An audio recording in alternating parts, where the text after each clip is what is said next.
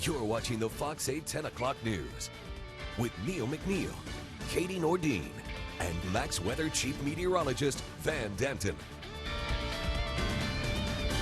She's creative, she's determined, and in a few short years, she's become among the most successful and influential business owners in the Piedmont Triad. 3 restaurants fall under her corporate heading, one of which reopened a few weeks ago in a new venue. And just tonight, in a special ceremony at UNC Greensboro, the Triad Business Journal honored Kris Fuller as one of its top 40 local business leaders under 40. She's 33 years old, and she's come a long way from telling a high school friend she wanted to open her own restaurant by the age of 25. She actually beat that by a year, and since then, she's added a whole new dimension to the word crafted. Behind this storefront on Elm Street in downtown Greensboro, walking in, hold fedora. Works of art are in production. Hands, please. And Kris Fuller is leading the charge. Absolutely. I mean, it's called culinary arts for a reason.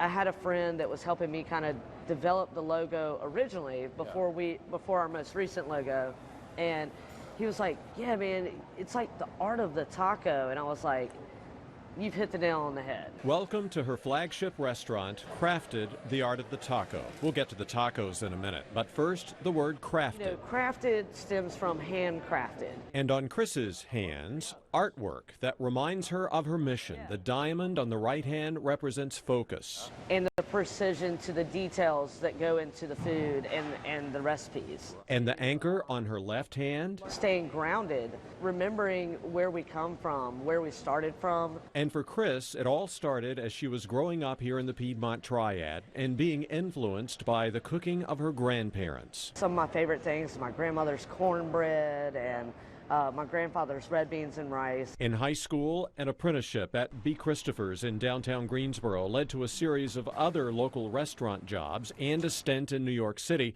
before she came back to Greensboro and had a conversation with her mom. And my mother wanted to retire early and from the mortgage business, and that's when I said, "Hey, let's open a restaurant together." Wow. For more than 5 years, the two would run this bistro in the Adams Farm Shopping Center before opening Crafted, the Art of the Taco in this building downtown, and as the sign indicates, moving the operation to this much larger space across the street. I've been wanting to ask you this.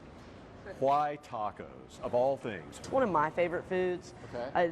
I consider it an adult way to eat with your hands and not have to use utensils. Order in stuffed avocado. The restaurant features 12 signature tacos, but you can mix and match ingredients. There are also multiple types of burgers, among many other things.